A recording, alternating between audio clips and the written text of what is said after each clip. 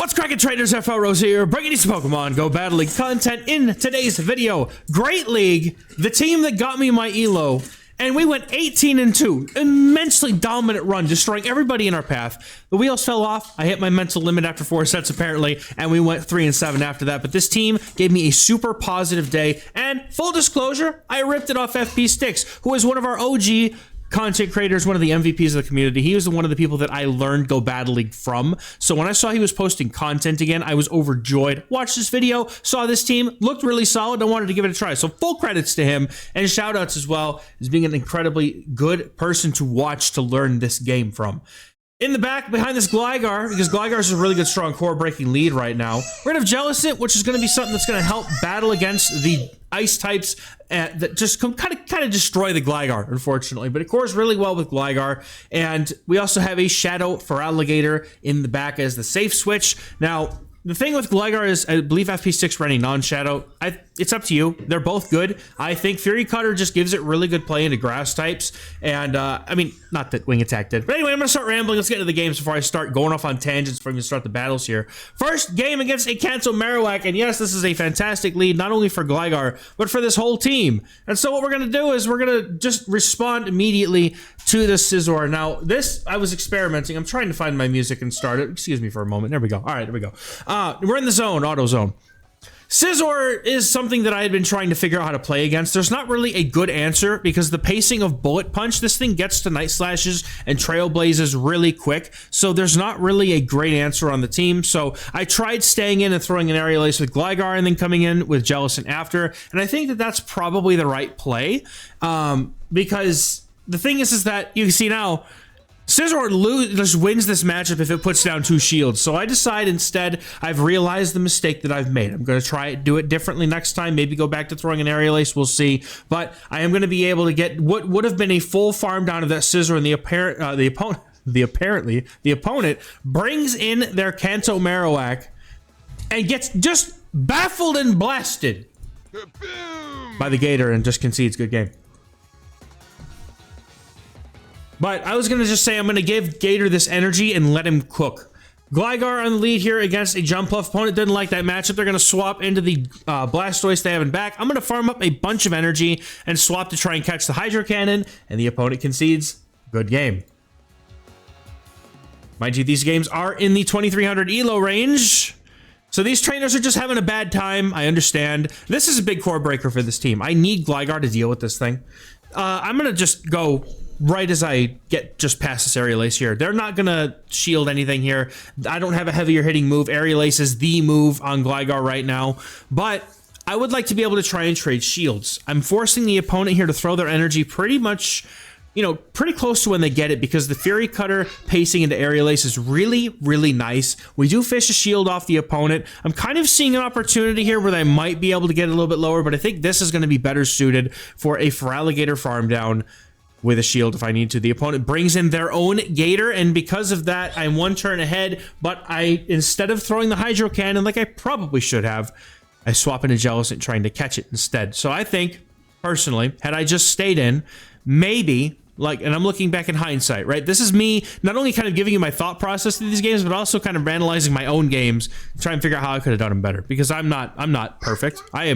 I am far from top player, but I'm good enough that you want to watch me, and I appreciate y'all being here for it. The opponent has a Kanto Marowak in the back, and they are just absolutely brilliantly hosed yet again, as this poor little thing either has to shield or sacrifice itself to Arceus. It decides to shield. I wait, go for the 1 Shadow Claw. I see the opponents in the middle of the Mud Slap, and that is when I press the charge move. Had I seen them not go for any fast moves, I would have tried to wait. We're able to get, though, to the Hydro Cannon, and I will all kaboom from that Marowak, so here you go.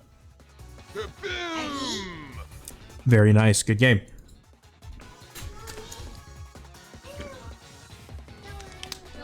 Drink some water today. Don't forget, we see another Galarian Moltres in the next match. Mandibuzz and Galarian Moltres are pretty solid core breakers to this team. You really do need the Gligar to get through them. I have really enjoyed having the Shadow Gligar. I don't know if the higher attack weight that I have on mine that used to be like one of the good spreads that beat Lickitung back when Lickitung prime, like a year plus ago. But I don't know if like a higher rank would be better at this point. However, This one's been doing me great, so I would personally probably prefer the Shadow. It just feels like it's like a wet noodle when it's non-Shadow. But so the opponent brings in their Diggersby, and Jellicent is the ideal thing to bring in here because it can handle a Scorching Sands, and the Surfs do just about enough to two-shot here. Now, the reason why Jellicent's ideal, though, is because it's double resisting these quick attacks with its Ghost sub-typing.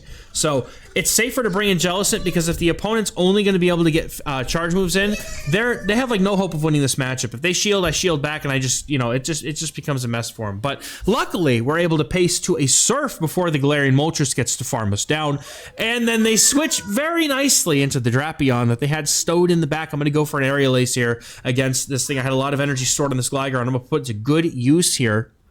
The opponent being very low after taking that Hydro Cannon would basically be down at a range where this might be able to be enough. Now, what I do here is I'm going to say I don't think that I need to save Gligar. I think my win condition is getting Gator to get this farm down with a shield. And so that's what I'm going to do. I also know that I can live a crunch. It's going to hurt.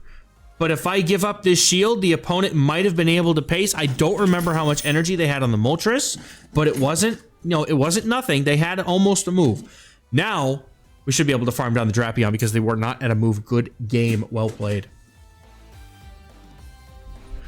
I feel like I made a lot of good plays the night that I was playing this team. Like, I did feel like I was locked in, which was good because getting old, man. I don't feel I'm getting old, man.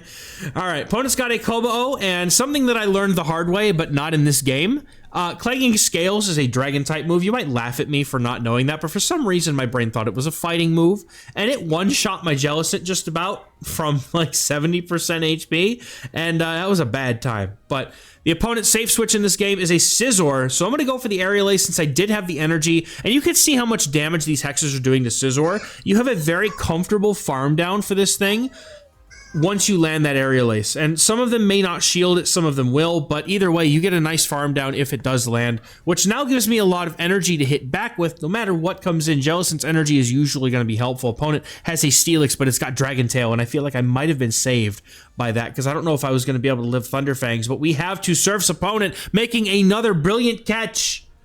I'm going to fire off the Surf because I have to. Any damage is fine with me here. And I'm going to let my Gator finish this game for me, as it has been doing so faithfully.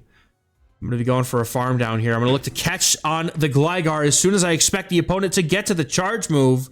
Dragon Claw going to almost knock out here, but they do get another Dragon Tail in. But Gator committing to the farm down with one shield. If I have to, the opponent goes to the charge move. They have to. We're going to shield this up. Clanging Scales would have absolutely devastated us, but Steelix comes in, and I knew it was not quite at a move. It had only thrown one Dragon Tail before it swapped out, so I can go for a few more, get to back-to-back moves to make sure that Gator gets to assert dominance on this silly steel noodle. Hydro Cannon's going to take him out, and then one Shadow Claw takes down the Kommo-o, and that's going to be a good game well played. All right, we get 5-0 in that first set. There was two 5-0s and two 4-1s in our 18-2 run. It was very fun. This is a very good team. I really highly recommend you try it out and go watch FP6 if you want to learn something about this game. We go for an Aqua Tail catch on the Gator because I felt like that was probably the way to go, taking as much resisted damage as possible, and the opponent responds with a Chargerbug. And I feel like this is just sad. What am I supposed to do with this? But you see how much these PvP IVs can matter. I don't have a great Feraligatr, but it's good enough. It forces them to throw this energy, and they are, I mean, this is fine. Gligar come in, get more farm than it had, because I don't need to have switch advantage here. It's not really worth a shield to me, because my energy will still hit this Quagsire, and the opponent then brings in a Powder Snap up. Powder Slash. I don't know. Powder Snash? I don't know, man. Powder Snow, a Alolan Sandslash. And they see the Jellicent and concede. Good game. The brain just shuts down mid-word. I couldn't explain it to you if I tried, but sometimes it makes for some really silly moments. Now, the opponent, speaking of silly, has Lanturn on their team in this economy. I couldn't believe it. And I couldn't believe it literally happened to me in two games. I don't know if consecutive games, but it was 2 games with this team, and I saw Lanturn, and I'm like, why are we still playing Lanturn? Don't do that. Lanturn's a bad Pokemon. No. We're going to go for the Aerial Ace here right before they're going to get to another Surf. I want to force a shield off of them if they're willing to spend it so that they're... I mean, I'm going to shield this regardless because I want to keep my Gligar healthy at the moment.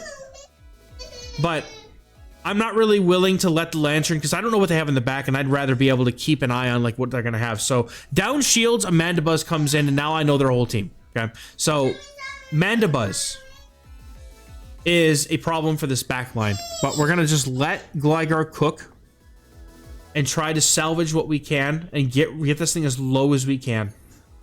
The opponent's going for a charge move. Dark Pulse almost knocks out.